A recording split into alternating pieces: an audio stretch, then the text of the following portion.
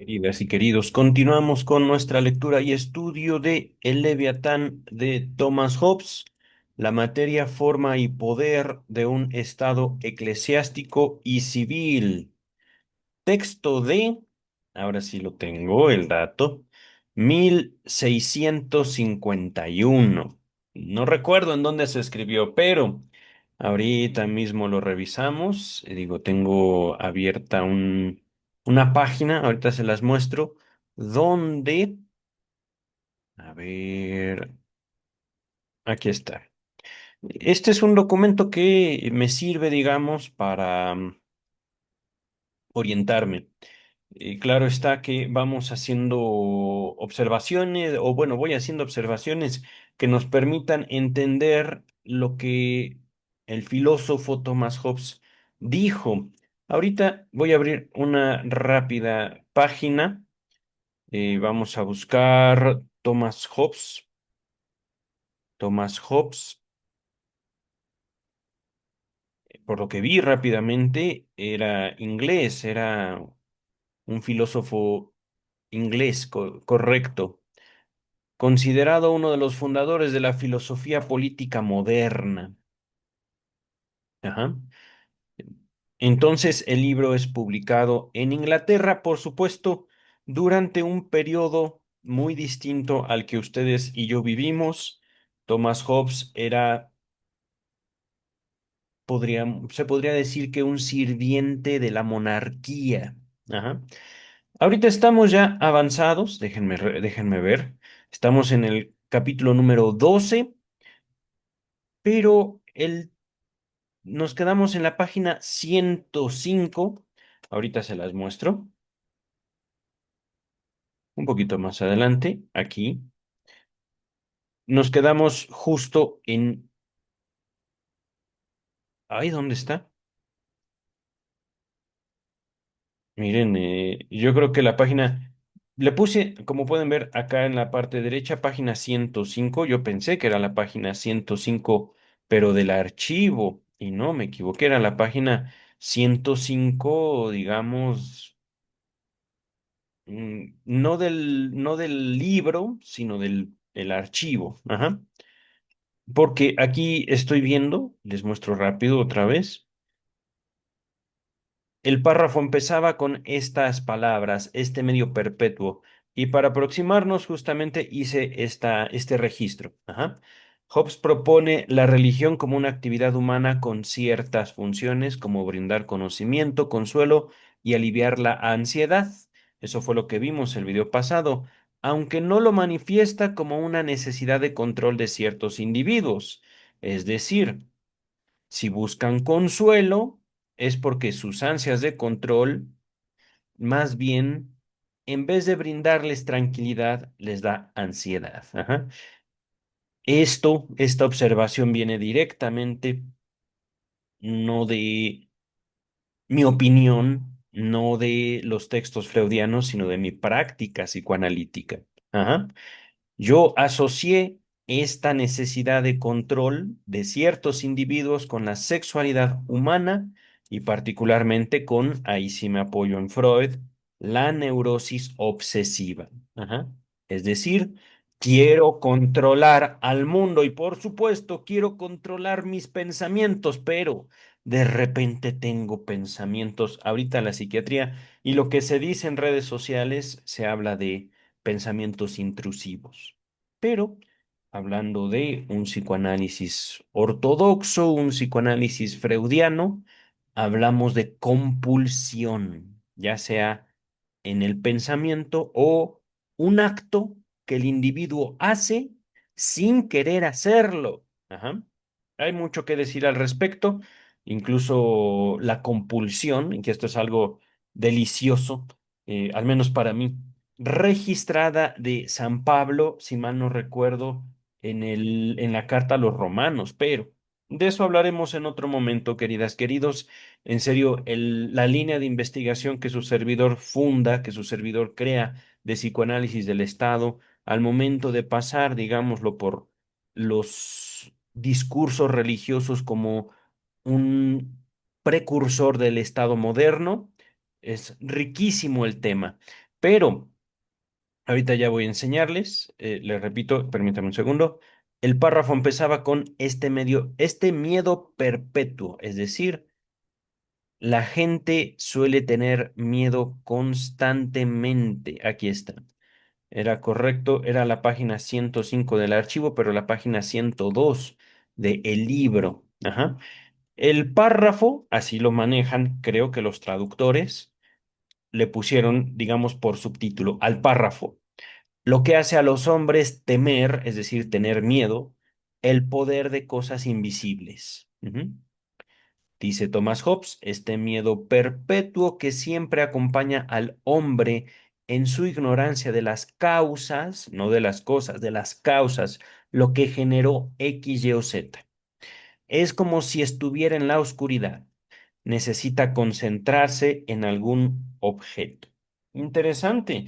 Por supuesto, enfaticemos. Al momento de escribir esto, Thomas Hobbes se adelanta al pensamiento científico. Propiamente no hay, digámoslo así, un movimiento estructurado y multicultural, es decir, entre muchas culturas que podríamos denominar ciencia. Y aún así, aun cuando Hobbes escribe antes que Thomas Newton, Hobbes mismo propone, digamos, ciertas ciertos fundamentos de lo que después podríamos decir es el pensamiento científico. Ajá. Entre otras cosas, algo que hemos visto justamente en el video pasado, no opone a la religión con el conocimiento, es decir, y recordemos también, el texto que estamos leyendo fue escrito después de la Reforma Protestante. Hablamos de Inglaterra como un país de reyes, es decir, donde hay reyes, donde hay, ¿cómo se dice? Hay un parlamento, hay gente que aconseja a los reyes, pero también hay, digamos, un desarrollo religioso específico, ya muy probablemente separados del catolicismo romano. Ujú. Dice el texto entonces, y cuando falta un objeto visible, no hay nada a lo que pueda atribuirse la buena o la mala fortuna. Y entonces se recurre a algún poder o agente invisible. Es decir, queridas, queridos, parte, digamos, de este empeño de monopolio de la ciencia como la única y verdadera causa y forma del conocimiento real, objetivo, verdadero, es desconocer cómo el mismo desconocimiento es la causa de las explicaciones. Ajá. Y por supuesto, aún con todos los datos que la ciencia moderna nos puede aportar, vamos a llegar a un momento en el cual no sabemos no sabemos ciertas cosas. Ajá. Digo, yo no soy un físico, yo tengo seguramente lo que muchos de ustedes podrían tener de conocimiento sobre el Big Bang, digamos, el origen del universo conforme propone la física moderna, pero justamente sin esta ultra especialización, yo podría hacer las preguntas y qué hubo en el universo, qué hubo, digámoslo así, en lo que existía antes del Big Bang y qué hubo antes de eso. Ajá. Y podemos seguir y seguir y seguir y seguir. Ujú. De forma tal que, aun cuando busquemos nosotros nombrar los poderes, llegará un momento en el que no podamos. Ajá.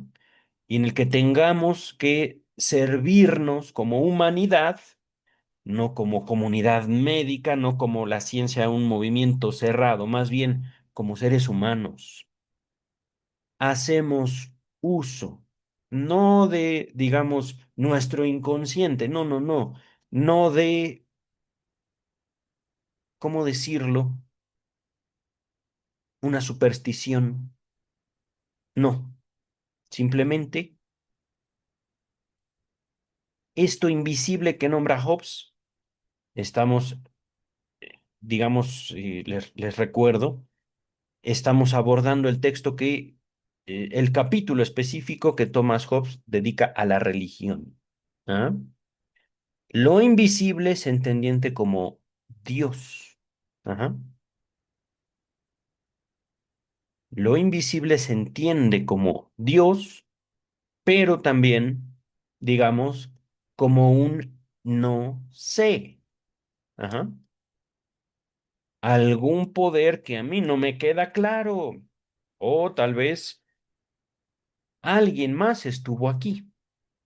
No sé. Tal vez mi hermano, tal vez mi padre, mi mamá, qué sé yo, pero esta pluma yo no la había dejado aquí, la pluma estaba acá. O tal vez un fantasma, no sé. Ajá. X, Y o Z. Pero, de todos modos, buscamos explicaciones y con las explicaciones podemos encontrar respuestas y esas respuestas podrían llevarnos también a generar más preguntas. De eso trata la ciencia. Dice el texto. Quizá fue en ese sentido en el que algunos poetas dijeron que los dioses habían sido creados originalmente por el miedo del hombre, cosa que, referida a los dioses, es decir, a los muchos dioses de los gentiles, es muy verdadera. Aquí lo que está diciendo Hobbes, no me toquen a mi Dios cristiano, ¿eh? Él sí no es, él sí no fue creado por los hombres, sino él creó a los hombres. Por supuesto, Hobbes tiene la intención de defender su dogma cristiano protestante lo más probable, ajá, dice el texto. Pero el reconocimiento de un Dios eterno, infinito y omnipotente puede más fácilmente derivarse del deseo de los hombres, que los hombres tienen de conocer las causas de los cuerpos naturales y de sus varias virtudes y operaciones, que del miedo de lo que pueda caer sobre ellos en el tiempo venidero. Aquí, queridas, queridos, podríamos decir, ¿no? Es que Hobbes era un fanático, pero, queridas, queridos, parafraseando Belleza Americana, una película, no subestimen, no les digo el poder del fanatismo, no, la pasión que despierta la religión. No la subestimen, queridas y queridos. Puede ser que esto que estoy subrayando, que podría aparentar ser muestra de un fanatismo, de una creencia, de una voluntad de creer de Thomas Hobbes, puede ser un simple acto político para cuidar de su propia integridad. Ajá. Queridas, queridos, en sentido estricto, ningún hombre, ninguna mujer y por supuesto ningún niño, ninguna niña somos completamente libres. Ajá. Yo no poseo armas de fuego, pero aquellos que las tienen sienten el poder que viene de portar un arma de fuego. Ajá. Y sí, en su propia inocencia, se creen lo suficientemente libres para salir a la calle, que a veces pasa en México, y apuntar al cielo y ¡pu! A veces en forma de celebración, a veces en forma de amenaza, pero algunos individuos aquí en México hacen eso, yo no, pero lo hacen. Esa clase de actos podría llevar a esas personas a la mejor alegres, a la mejor enojadas, inocentes, a ser objeto de agresiones, tal vez simplemente para quitarle su pistola, ya sea agresiones de otras personas armadas o de las fuerzas del orden público. Ajá. Por supuesto, les hablo de México, mi sociedad, mi pueblo, mi país, que yo conozco, ajá, donde una pistola no necesariamente implica una persona responsable y tampoco necesariamente implica un permiso. Ajá. Puede ser que sí, la Constitución nos ampara de tener un arma de fuego, pero realmente la gran mayoría de la población, al contrario de Estados Unidos, decidimos no ejercer ese derecho.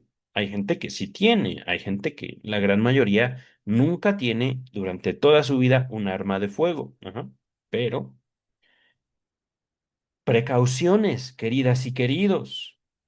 Puede ser que lo que está haciendo Hobbes aquí sea más bien decir, hay un Dios y Dios nos opone a que nosotros conozcamos, que realmente en su trato cotidiano a lo mejor no creía, a lo mejor no profesaba ninguna religión, no lo sabemos. En estos momentos también no es que importe mucho, pero lo que sí es que importa, digamos, el criterio que nosotros podamos reconocer en la sociedad donde habitamos.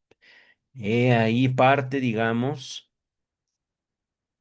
básica de la política, no como una actividad profesional, sino como una actividad natural. Iba a decir laboral, pero es natural, ajá, del ser humano.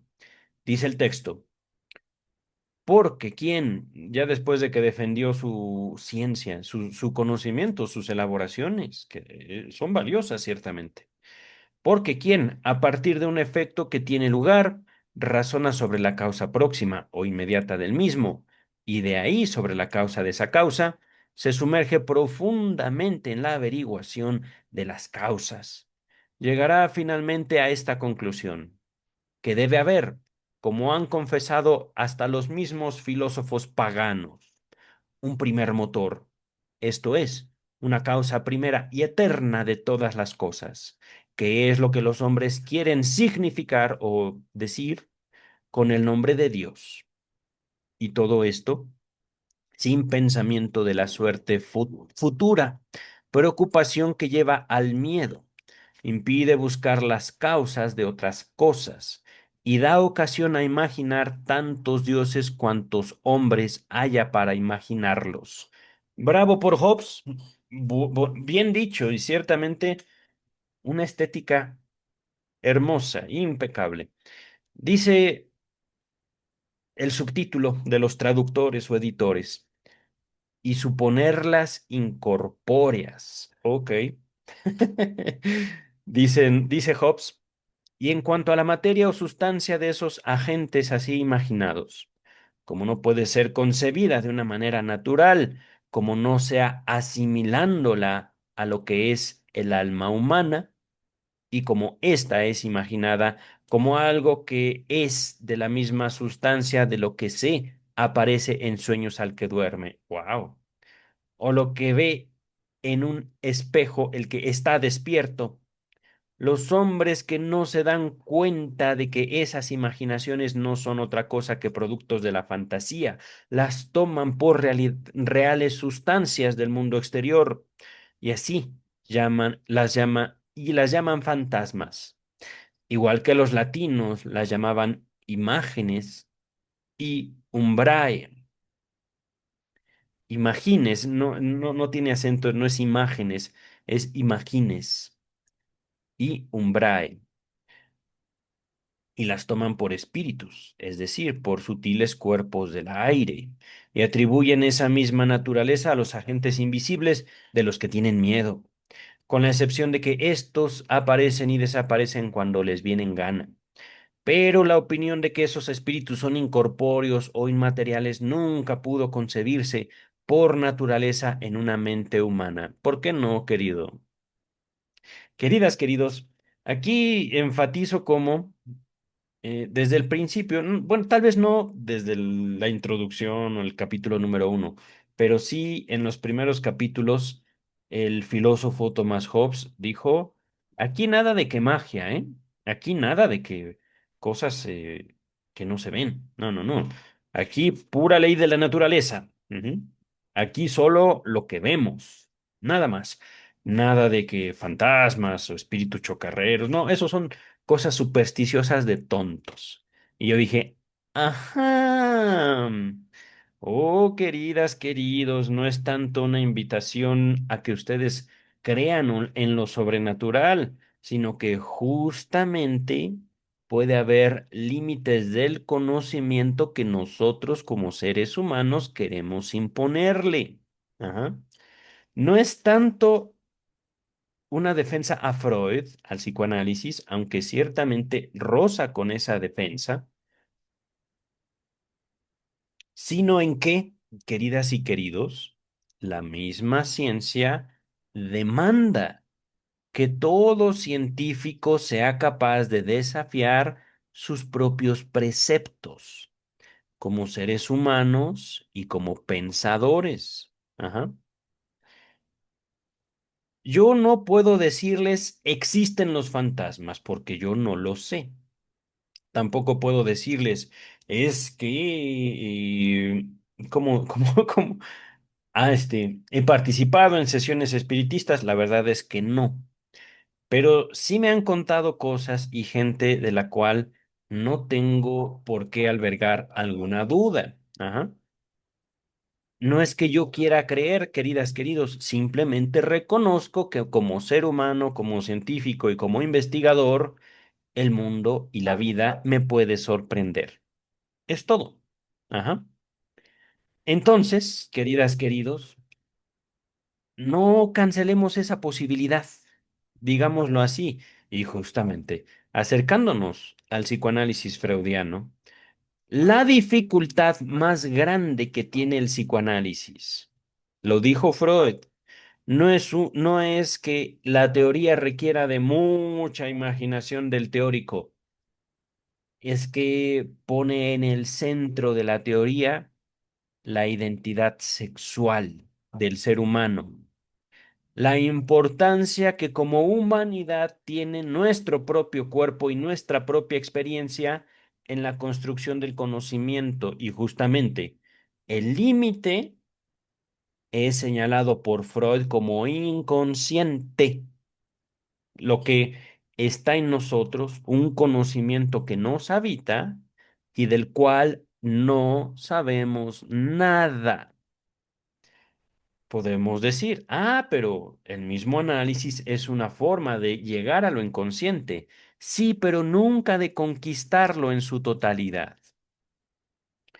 En el momento en el cual yo tengo acceso a un conocimiento mío que me habita, que me da forma ya, vivo, un conocimiento vivo, un conocimiento efectivo. En el momento en el que yo lo distingo y digo, aquí está, esto yo lo sabía desde hace años y esto no me ha podido hacer, no me ha dejado hacer esto y aquello, pero también me ha permitido hacer esto y esto y esto. Entonces, ¿esto es mi inconsciente? No. Queridas, queridos, esto no cancela la tesis freudiana de un conocimiento inconsciente. Más bien, al momento en el cual yo digo, he aquí mi inconsciente, en ese momento, puff, puedo nombrarlo, puedo yo decir, aquí decía esto, pero el deseo que nos habita, el deseo que también nos da forma, hace juego con ese conocimiento, con ese contenido, con esa información, de forma tal que en esa estructura, digámoslo, en esa articulación entre el presente y el futuro con el pasado, donde habita el yo, digámoslo así. Ajá. El yo mismo se puede modificar si es lo que queremos, puede permanecer igual, y sin embargo, el deseo es lo que se transforma. Voy a dejar así una ilustración del psicoanálisis. Ajá. Vamos a continuar. A ver dónde me quedé. Me gustó esto de los sueños, por cierto, el que duermen. Es decir, conocemos al mundo de una forma y cuando soñamos o dormimos, el mundo es otro, pero seguimos aquí. Dice el texto. Pero la opinión de que esos espíritus son incorpóreos o inmateriales nunca pudo concebirse por naturaleza en una mente humana. Yo creo que sí, pero bueno, podemos diferir. Pues, aunque los hombres pueden poner juntas palabras de significados contradictorios como lo inconsciente, ajá, tales como espíritu incorpóreo, nunca pueden tener una imagen de nada que corresponda a ellas. Bueno, ahorita creo que sí, por supuesto. Podemos buscar videos y encontrar incluso videos de espíritus en básicamente cualquier red social. Por lo tanto, dice Hobbes, quienes mediante sus propias meditaciones llegan al reconocimiento de que hay un Dios infinito, omnipotente y eterno, prefieren confesar que es incomprensible y que cae más allá de lo que puede alcanzar su entendimiento, antes que definirlo como algo cuya naturaleza es un espíritu incorpóreo, pues esa definición sería ininteligible, es decir, no tiene sentido. Pues, querido Hobbes, nosotros mismos no tenemos un sentido, pero eso ya es muy avanzado para este texto. Ajá. Dice el texto, y si le dan a Dios ese título, no lo hacen dogmáticamente, es decir, con intención de hacer que se entienda lo que es la naturaleza divina, sino con la intención devota de honrarle con atributos o significados que se aparten lo más posible de lo que son propios de los groseros cuerpos que vemos. ¿Por qué dijo groseros? Me queda la duda. Claro está, podemos hablar de escatología cristiana, pero al menos yo prefiero hablar de sexualidad. Es que, queridas, queridos, podemos ver la sexualidad como algo grosero o simplemente la primera herramienta que tenemos como seres humanos de buscar la vida, darle un sentido a nuestra vida. Y no me refiero a la sexualidad como el coito, sino a la sexualidad como la relación que yo establezco conmigo y con el mundo a través del placer y el dolor. Por supuesto, la satisfacción. Pero vamos a regresar al texto. En lo que respecta, bueno, subtítulo, pero no saben en qué modo pueden esos agentes efectuar alguna cosa. Ah, ok. En lo que respecta a lo que piensan sobre el modo en que estos agentes invisibles operan sus efectos, es decir, sobre las causas inmediatas de que se sirven para hacer que pasen las cosas, los hombres que no saben lo que quiere decirse con la palabra causación, que son casi todos, no tienen para guiarse en sus cálculos otra regla que no sea la que les proporciona el observar, es decir, la observación y recordar lo que han visto que, en una o varias ocasiones pasadas, precedió a efectos semejantes, a pesar de que no vieron ninguna relación de dependencia o conexión causal entre el hecho antecedente y el consecuente. Y así deducen que las cosas serán en el futuro de manera semejante a cómo lo fueron en el pasado y de un modo supersticioso esperan buena o mala suerte de lo que no tiene nada que ver con lo que verdaderamente es su causa. Es decir, el ser humano, y esto aquí Hobbes lo señala y lo atribuye a otros, pero ¿por qué no generalizar? ¿Por qué no? El ser humano tiende a formar una relación consigo y con el mundo a través del deseo. Se habla de suerte, aun cuando ya ha ocurrido una observación, queridas y queridos, aun cuando la memoria nos dice esto va a pasar. ¿Por qué, queridas y queridos? El ser humano tiene la necesidad de hablar de suerte, cuando la experiencia puede aportarnos la mayor parte de la evidencia. Por la misma razón por la cual en Machine Learning, en, digamos, ciencia de datos, nunca podemos hablar de un 100% de predicción. Y cuando eso ocurre, cuando supera cierto rango, digamos, de error, cuando se aproxima al 100%, hay un error en los cálculos. Queridas, queridos, la vida, y eso es lo hermoso de la vida, no es precisa. Los cálculos son cálculos, porque si nos aproximamos a la perfección, deja de haber la posibilidad de un cálculo. Y entonces, ¿para qué necesitamos los cálculos? Para predecir, con cierto margen de error. Salud por el error. ¿De qué estoy hablando ahorita? Me aproximo un poquito a Lacan. Poquito. No mucho, ya llegaremos a Lacan, queridas, queridos, no estamos tan lejos. No solo el error nos hace humanos, sino que también del mismo error aprendemos. El mismo error puede ser tanto causa de placer como de displacer, satisfacción o insatisfacción. Todo depende del sujeto. Todo depende, ¿por qué no?, de una sexualidad que, por ejemplo, busca el error para castigarse.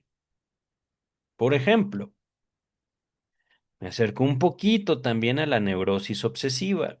Ya lo hablamos en el video pasado, pero somos seres humanos, queridas y queridos. Ahí está nuestra fortaleza.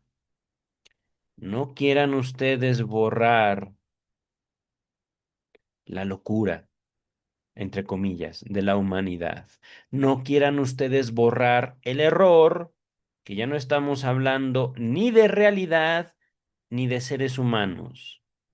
Y aquí pienso específicamente en la inteligencia artificial. Es curioso, ¿por qué creen ustedes que la inteligencia artificial tiene errores si son cálculos perfectos, llevados a cabo no por seres humanos, sino por máquinas? Humanas, no, creadas a imagen y semejanza de la humanidad.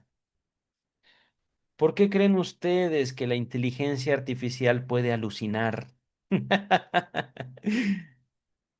Por supuesto, Hobbes no conoció ni Internet, ni inteligencia artificial, y mucho menos psicoanálisis.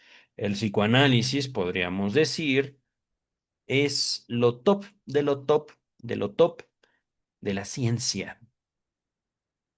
Pero, queridas y queridos, siempre y cuando la ciencia no sean métodos de tortura para ratitas, pobrecitas ratas, ¿qué culpa tienen?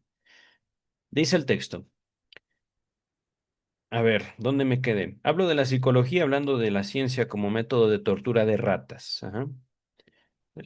Alto a la experimentación en ratas. Éticamente no sirve de nada, científicamente tampoco ha aportado nada. Pero bueno, dice el texto. Es lo que hacían los atenienses, hablando de fortuna, de suerte, cuando pedían otro formio para la guerra de Lepanto. En lo que hacían los, o lo que hacían los pompeyanos pidiendo la presencia de otro Escipión para las guerras en África.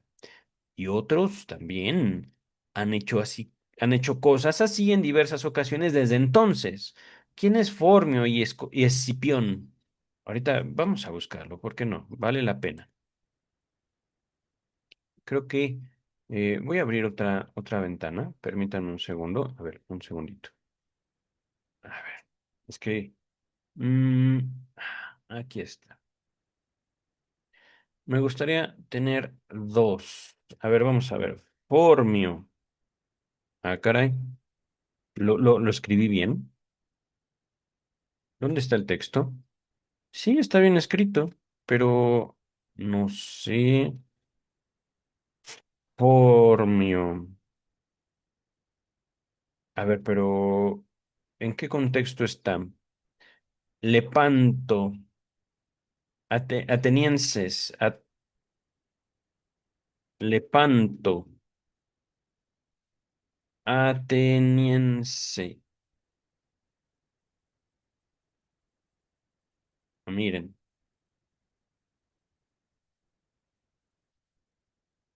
aquí está. Eso realmente no lo entendía. El estratego ateniense Formión, pero leí bien, Formión, o sea, lo están viendo en pantalla, ¿no? Formio, ahí dice Formio, lo puse así en el buscador, por eso me marca un error. No es Formio, es Formión, un militar ateniense, estratego. Ajá. Formión, hijo de Asopio, destacado estratego, es decir, general y almirante ateniense que vivió durante la guerra de Peloponeso. Y es que, fíjense eso, queridas, queridos, el amor. Pero estamos hablando de guerra, queridas, queridos. No solo en la guerra y en el amor todo se vale, dice la frase, sino que también en esas personas que hacen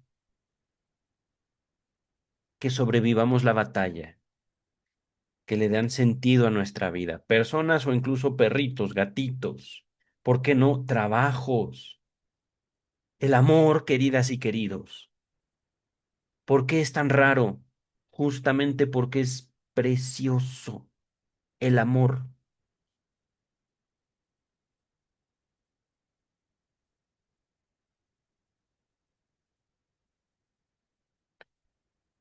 Hay hombres, hay mujeres, ¿por qué no también cuando somos niños tenemos amigos o amigas que le dan sentido a nuestra vida?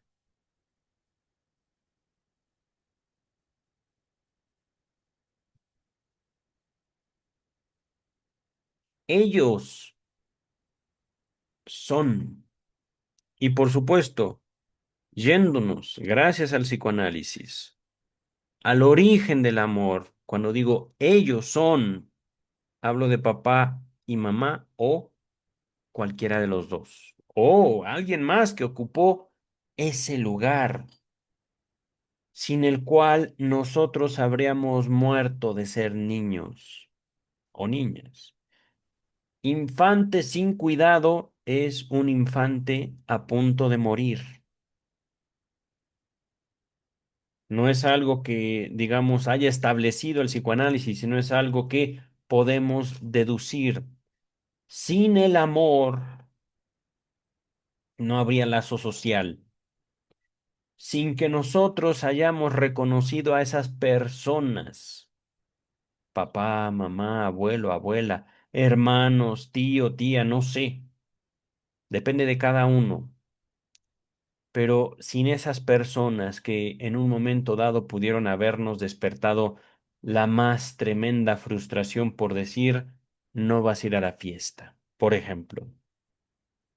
Pero sin ellos, sin su comida, sin su techo, no habría un yo, no habría un nosotros. Es difícil reconocer eso. Es difícil también sostener el amor cuando, por ejemplo, papá o mamá fueron crueles, sádicos, y nosotros no nos hicimos masoquistas. Ahora, ya vimos que no es Formio, sino Formión. ¿Cuál era el otro nombre? Escipión. Escipión. Esci... Escipión el africano. Miren qué cosas.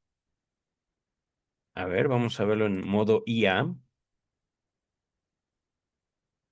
Escipión. Una de las familias patricias más influyentes de la antigua Roma. Los Cornelios Escipiones, figura clave en la transformación de Roma de una potencia regional a la dueña del Mediterráneo. No fueron cualquier persona o cualquier familia. Queridas, queridos, ¿ustedes creen que los Escipiones se amaban? Yo creo que a veces. Y no me refiero a un acto incestuoso. Yo creo que, hablando de familias,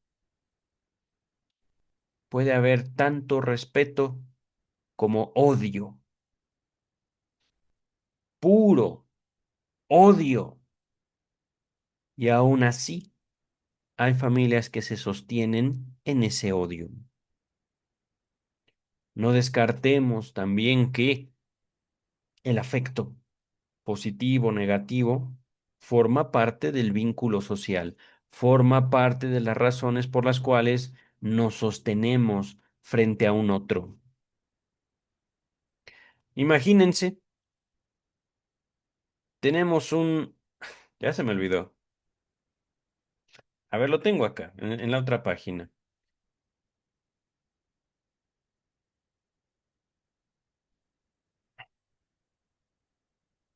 Tenemos un formión o pormión. Ah, miren, aquí hay otra alternativa. Tal vez quisieron traducir esto. Formio, pormio. Ajá. Lo tendremos como formión. Ajá. Tal vez tengamos un líder que realmente nos gustaría ver muerto. Es decir, nos vamos a la batalla, pero yo tengo la esperanza no de que me cuide, tampoco de cuidarlo, de verlo muerto. Sí, por eso voy a la batalla con Formión o con Escipión. Ajá. Pero, justamente, nos sostenemos ahí. Ajá. Continúa Hobbes. Y aquí, queridas, queridos, esto es un comentario sobre ambivalencia afectiva, no una enfermedad, simplemente un fenómeno humano afectivo señalado por Freud básicamente desde la interpretación de los sueños. Les dejo la interpretación y creo que es la única referencia que he hecho hoy. No recuerdo un texto de Freud dedicado única y exclusivamente a la ambivalencia afectiva. Más bien, en psicoanálisis se reconoce la ambivalencia afectiva como la forma más común de sostener afectos intensos hacia una persona. Es decir, podemos pensar, aunque no es garantía, que la gran mayoría de los seres humanos tienen una relación ambivalente ante sus padres, es decir, los aman y los odian intensamente. Puede ser que haya más amor, puede ser que haya más odio, no lo sabemos hasta que hablamos con una persona. Ajá. Y eso no tiene que corregirse, no es necesario corregir la ambivalencia. Ajá. Simplemente esa ambivalencia forma parte de la naturaleza afectiva humana. Ahora sí, vamos a continuar. Y otros también han hecho cosas así en diversas ocasiones desde entonces. Pues claro. Somos seres humanos. Amamos y odiamos por naturaleza. Continúa el texto. De manera similar, hay hombres que atribuyen su suerte a la presencia de cierta persona. Oh, claro. O a un lugar que dicen les dé buena o mala suerte, o a palabras que se pronuncian, especialmente si entre ellas está el nombre de Dios.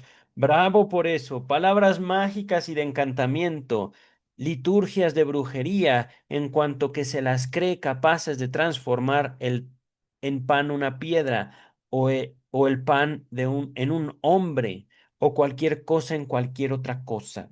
Queridas, queridos, aquí, nueva formulación. No subestimemos el poder de la sugestión. Y es importante la misma autosugestión, porque a veces nada más decir soy un hombre implica no solo un cierto grado de reconocimiento, sino también el deseo de ser un hombre, por decirlo de una manera. Déjenme ver, queridas, queridos. La verdad, yo tenía planeado grabar al menos otros 10 minutos, pero no sé cuánto nos falte. Bastante, por lo que veo.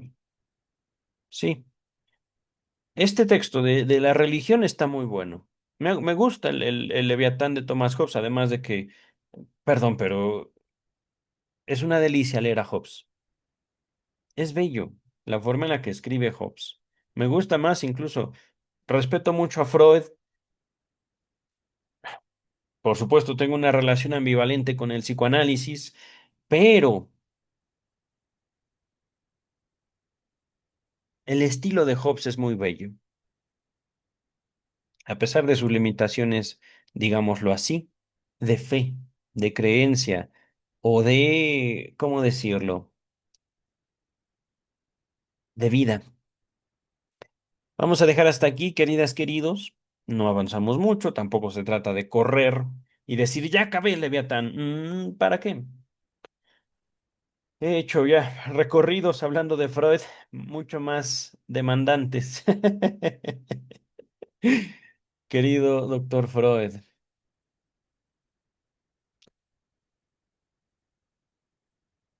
una obra inmortal, la de Freud. Un breve resumen para la próxima lectura. No lo sé.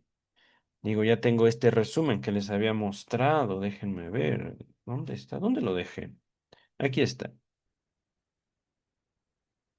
Si puedo hacer un resumen, sería justamente sobre esta observación del primer video del capítulo 12 de Hobbes de la religión.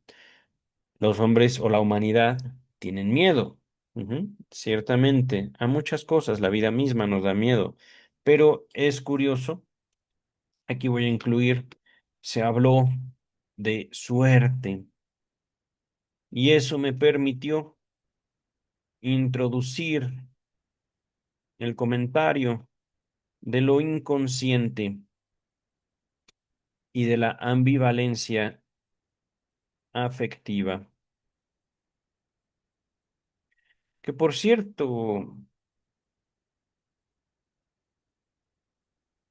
creo que sería todo, queridas, queridos. Hablé de error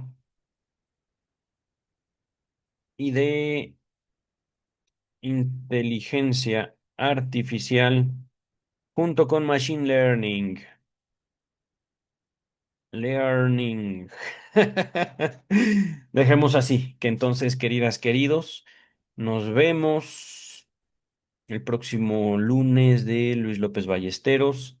¿Qué estamos leyendo ahorita? Nuevas observaciones sobre la psiconeurosis de defensa. Me parece que sí, digo, debo poder ver aquí. Ya lo veré después. Queridas, queridos, lunes de Luis López Ballesteros. Mañana, después de publicado este video. O si son miembros del canal, lo podrán ver desde que lo grabe. A ver, ya. Me despido, queridas, queridos. Cuídense mucho. Bye.